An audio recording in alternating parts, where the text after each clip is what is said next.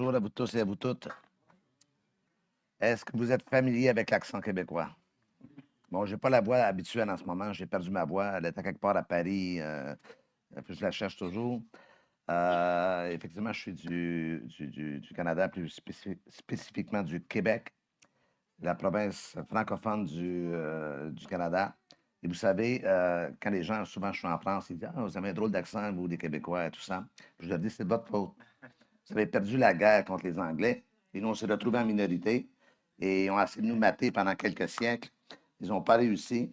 Donc, je sais que vous êtes très, très cultivés ici. Vous donnez une image. En fait, nous, au Québec, nous sommes le village d'Astérix en Amérique.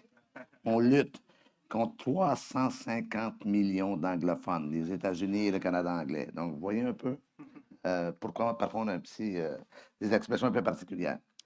Je suis content d'être avec vous. Merci, Emmanuel, pour ton accueil et pour ces 2 jours. Je suis bien, bien content d'être ici, en Normandie aussi. Vous savez qu'il y a une forte migration normande et bretonne au Canada au fil des siècles, au Québec, hein?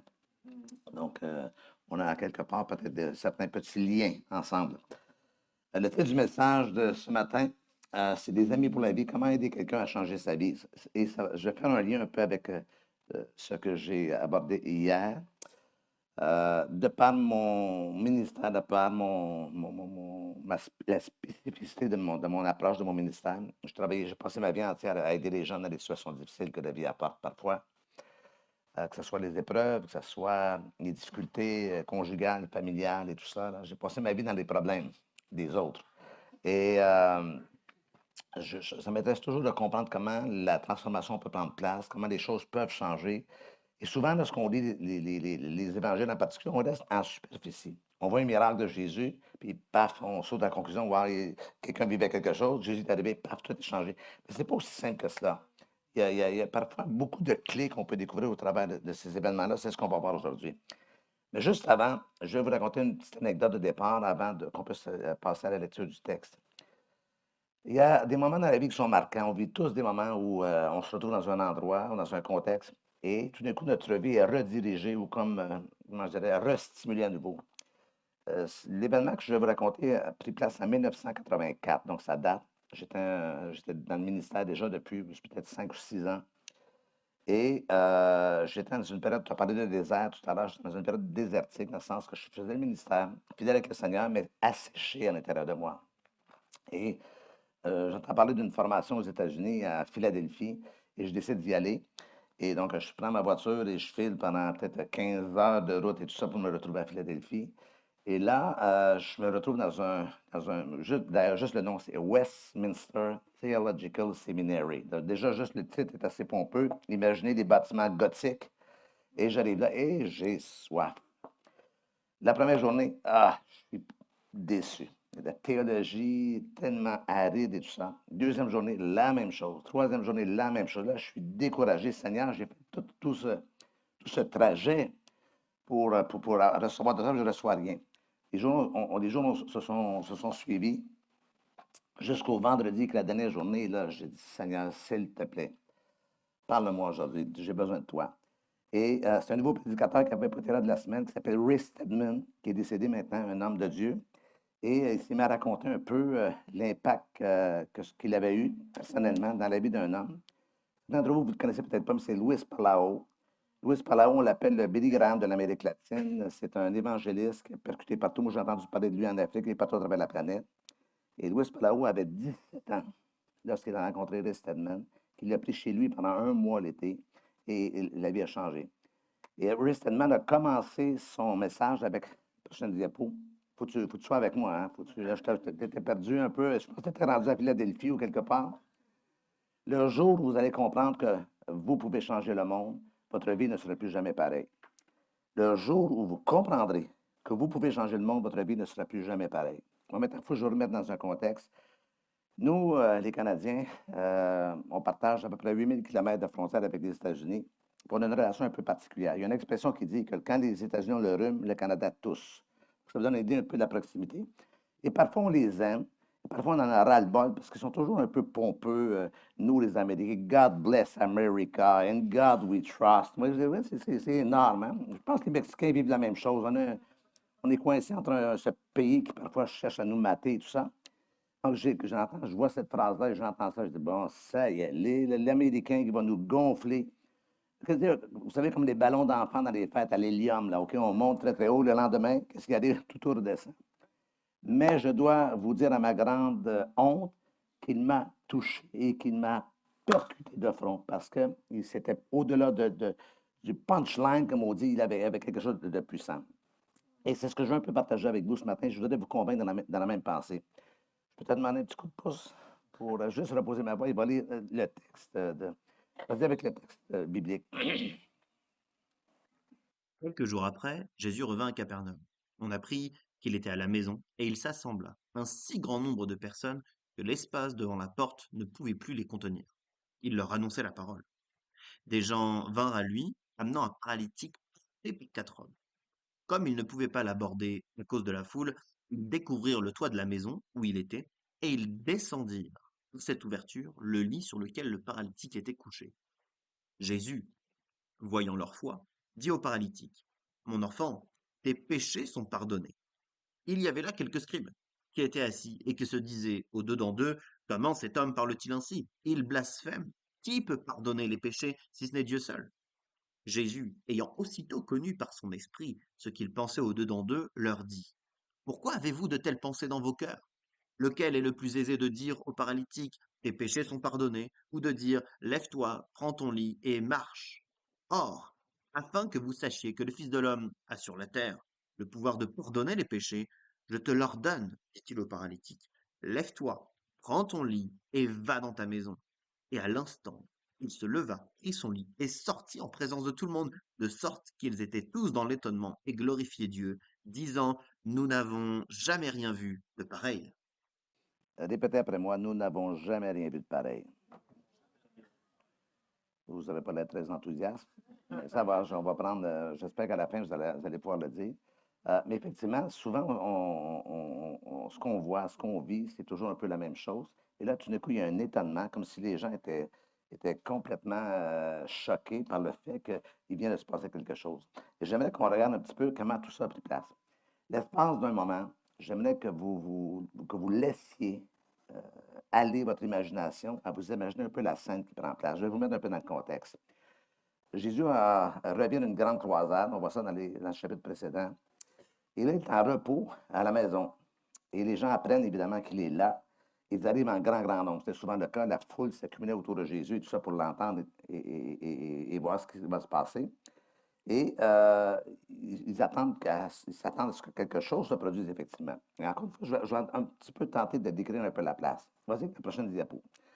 Le texte mentionne, il s'assemblait un si grand nombre de personnes que l'espace devant la porte ne pouvait plus les contenir. Donc, imaginez encore une fois la place que prend la foule. Je vais vous décrire un peu l'effet de la foule. La foule qui est là, c'est le peuple, c'est la grande majorité des gens. Parfois, on l'appelle la majorité silencieuse. C'est des gens qui prennent de la place, qui s'accumulent. Ce sont des spectateurs, des auditeurs.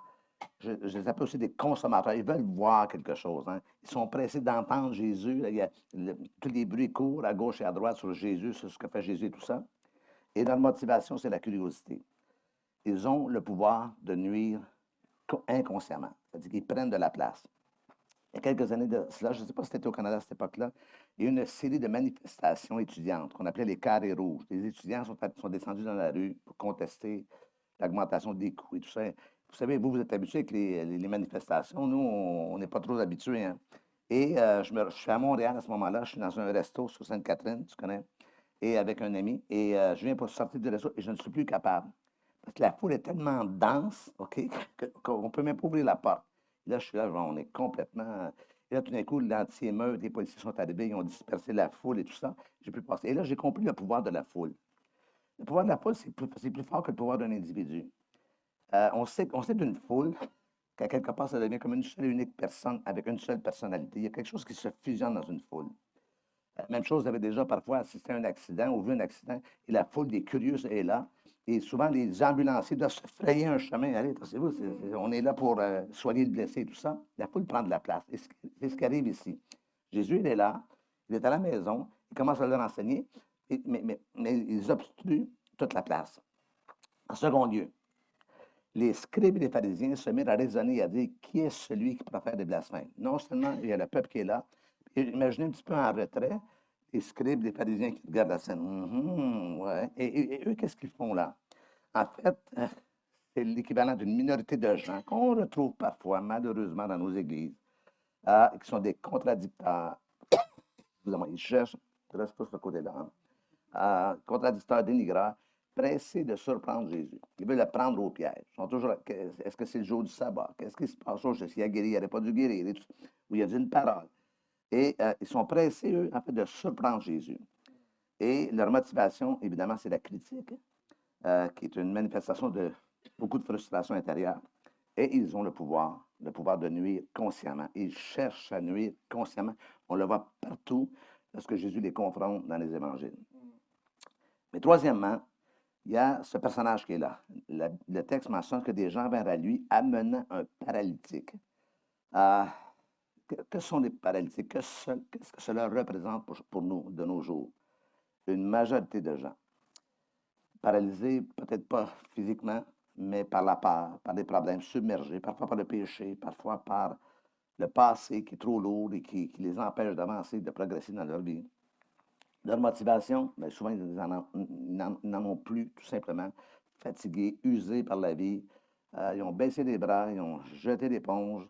Euh, ils n'ont pas de pouvoir. Ils n'ont pas de pouvoir. Ils ne peuvent pas se lever, aller chercher leur guérison. Ils sont paralysés, ils ne sont pas capables.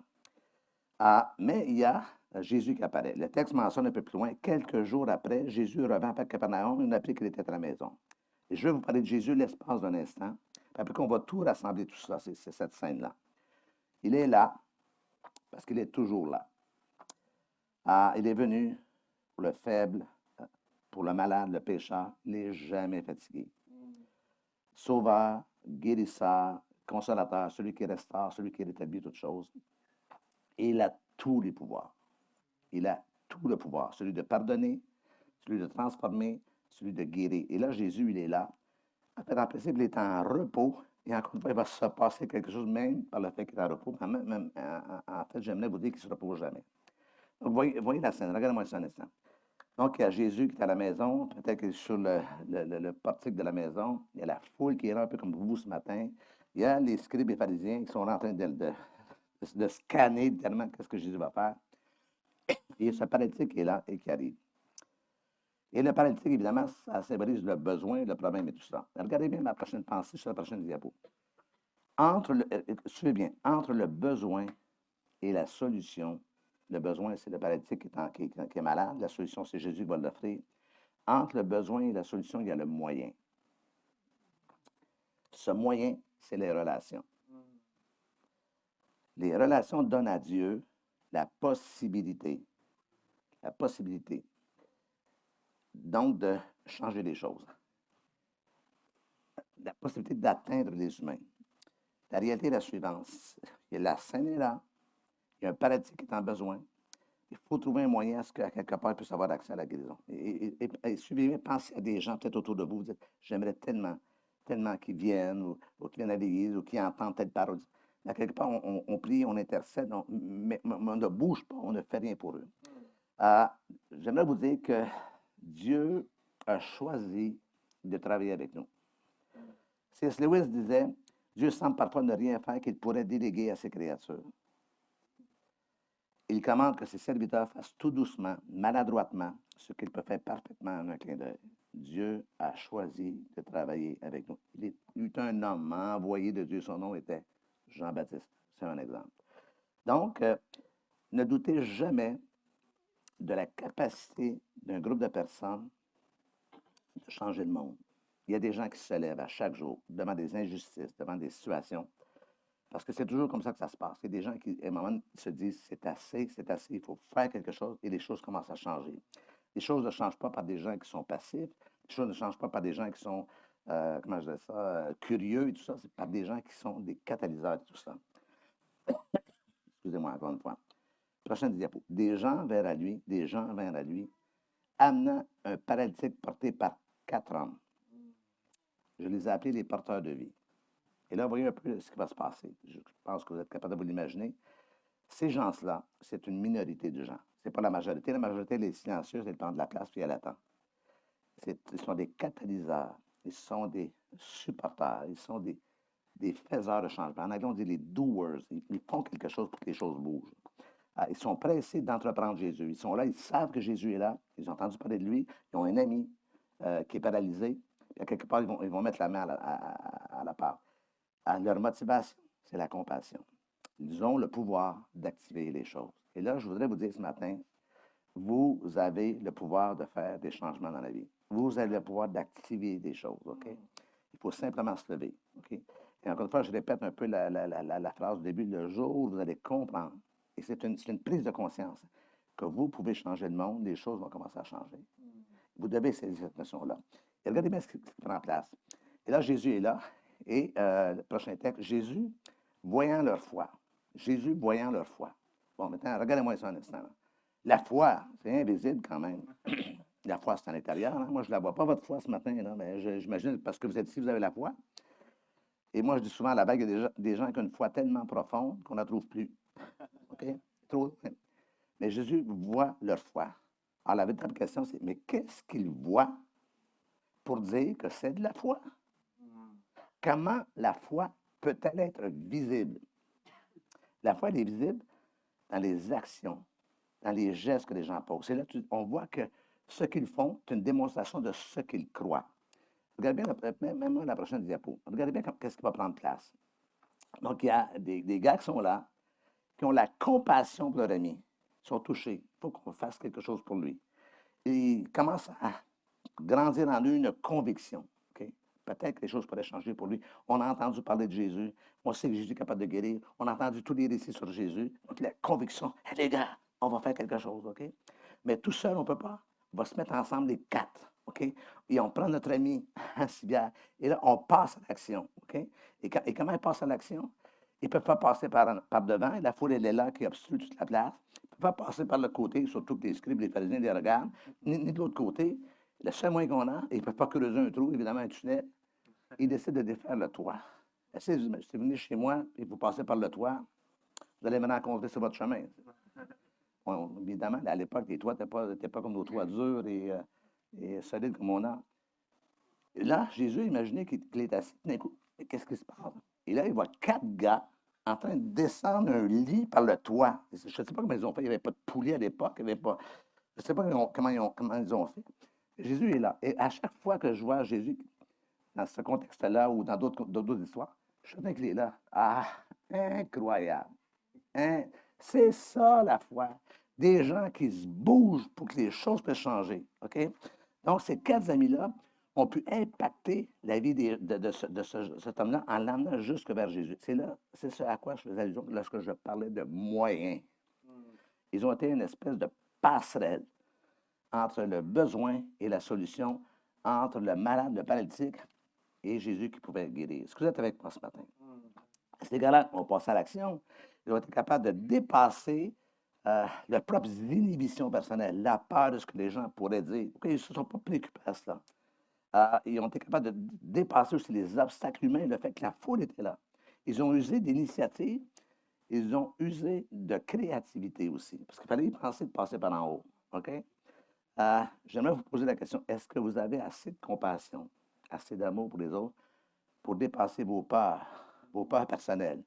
Peut-être parfois même votre bienséance, il y a des choses qui se font, mais il y a des choses qui ne se font pas. Les gens qui bousculent les, les habitudes, ce sont des gens qui changent quelque chose.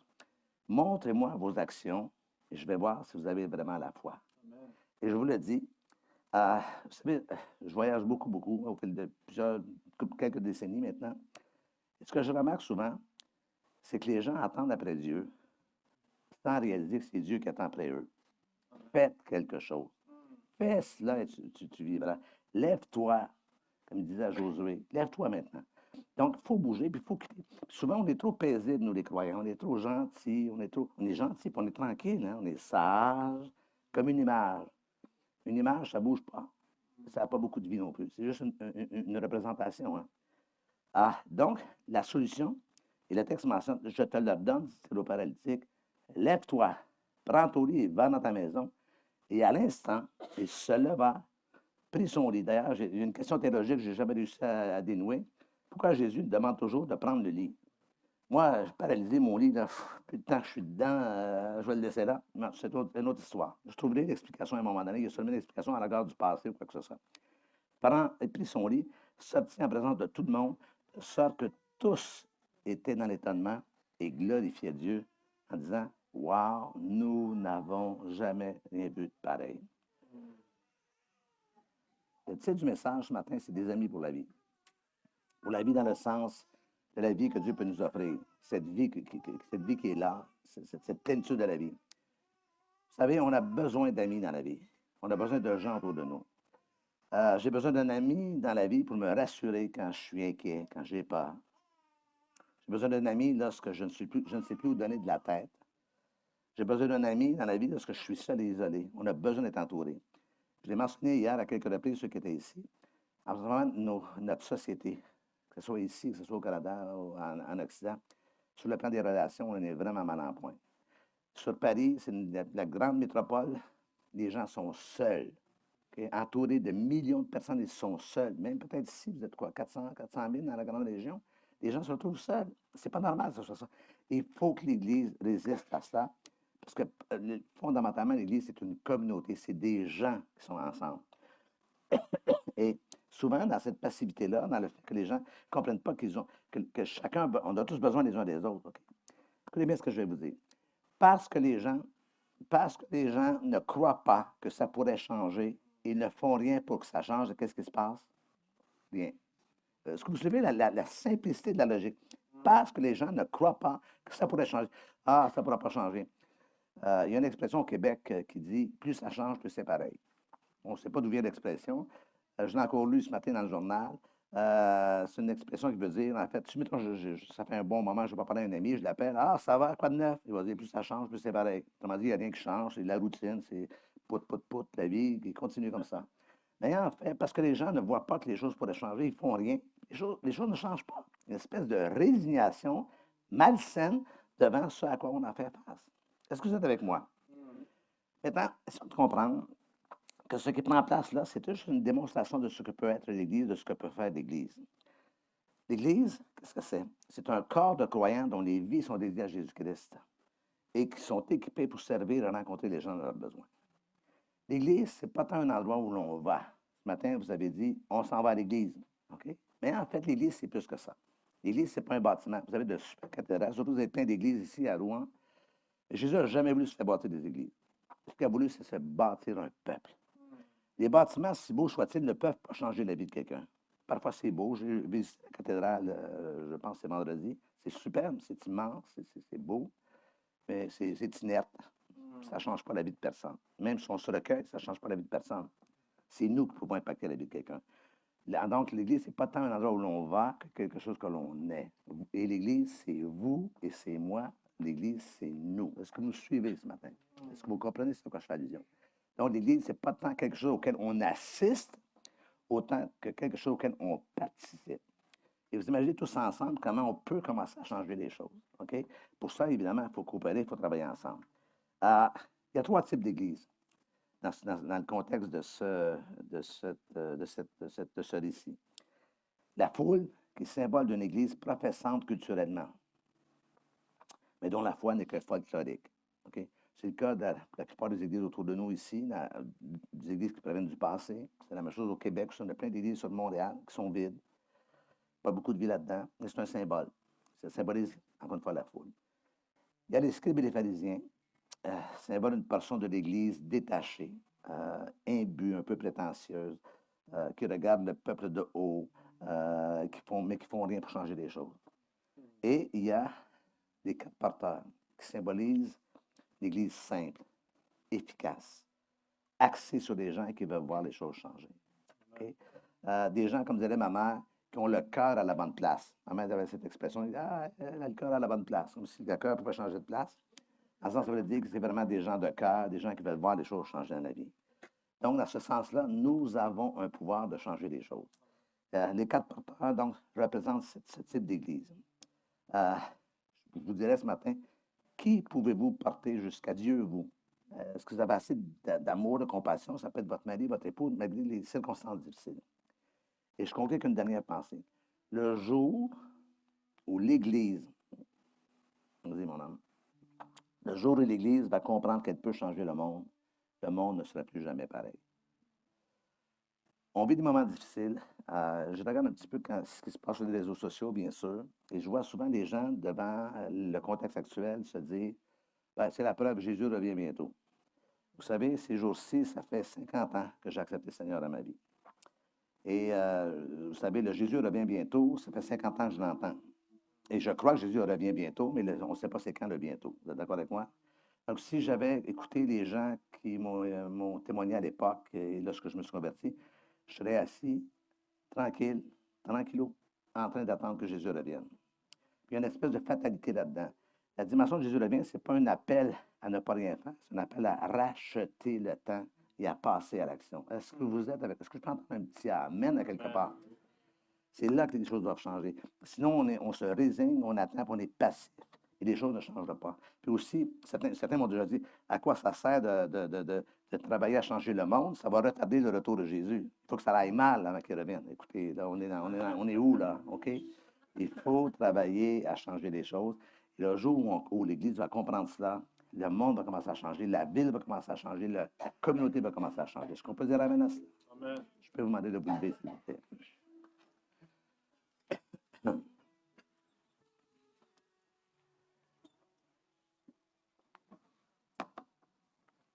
Alléluia, Jésus. Alléluia. Penchons la tête juste quelques instants pendant que les musiciens jouent tout doucement. Frères et sœurs, je prie que le Saint-Esprit, en ce moment, puisse faire une œuvre en vous. Une œuvre en vous.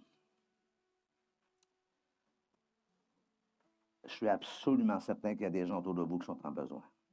Vous les côtoyez. Ça peut être des membres de la famille, ça peut être plus large que cela, ça peut être des gens autour de vous.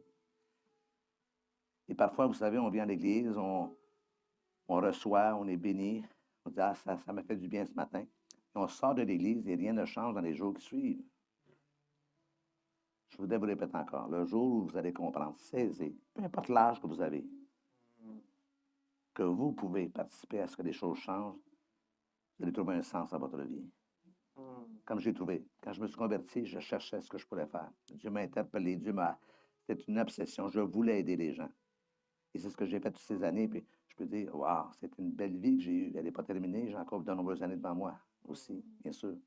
La réalité, c'est de trouver un sens. Et le sens se trouve davantage dans l'implication auprès de tout ce monde autour de nous, qui est en besoin. Les gens cherchent, Et évidemment, les gens ne l'expriment pas toujours ouvertement, mais toute cette foule, toute cette ville, tous ces gens qui sont dans les centres, comme ils cherchent une réponse satisfaisante aux besoins de leur vie. Ils cherchent des explications à la vie en tant que telle. Essayez d'imaginer l'espace d'un instant que ce monde autour de nous est en proie à une grave maladie ou à une grave infection, et nous avons le remède, nous avons l'antidote. Nous le gardons pour nous, nous n'osons pas le partager. Comme si on nous enlèverait quelque chose, quand en fait on nous enlève rien. On ne fait que donner quelque chose qui ne s'épuise pas. Seigneur Dieu Tout-Puissant, je te prie pour cette Église, je te prie pour son pasteur, je te prie pour toute l'équipe, je te prie pour chaque personne qui est ici ce matin, Seigneur. Il y a des choses que toi seul peux faire. Tout prédicateur peut tenter de convaincre par des mots, mais ton esprit est au-delà de tout cela. Seigneur, tu peux convaincre les cœurs, Seigneur, par ta présence, par ta puissance, par ta force, Seigneur. Et je prie ce matin que ce jour d'aujourd'hui soit un moment où les cœurs vont se réchauffer, vont s'éveiller face à leur participation. Les gens ont besoin d'amis dans la vie, pour la vie, pour que leur vie devienne ce que toi tu veux qu'elle soit. Seigneur, je prie que pour chaque personne, encore une fois, ici ce matin, que tu puisses faire une œuvre particulière, que tu puisses premièrement répondre à leurs besoins. Et par la réponse qu'ils obtiennent, qu'ils expérimentent, Seigneur, ils puissent impacter les gens autour d'eux, Seigneur. Dans ton nom précieux, je prie, sois toi seul glorifié pour l'œuvre que tu fais en chacun de nous et pour l'œuvre que tu feras par l'entremise de cette Église aussi. Et tous ensemble, nous disons Amen, Amen et Amen.